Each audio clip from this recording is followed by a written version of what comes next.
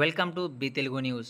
కడప జిల్లా పూర్వమిల మండలం టేకురుపేట గ్రామంలో నేడు తెలుగుదేశం పార్టీ మండల అధ్యక్షుడు నగరి భైరవ్ ప్రసాద్ ఇంటింటా ప్రచార కార్యక్రమాన్ని చేపట్టారు.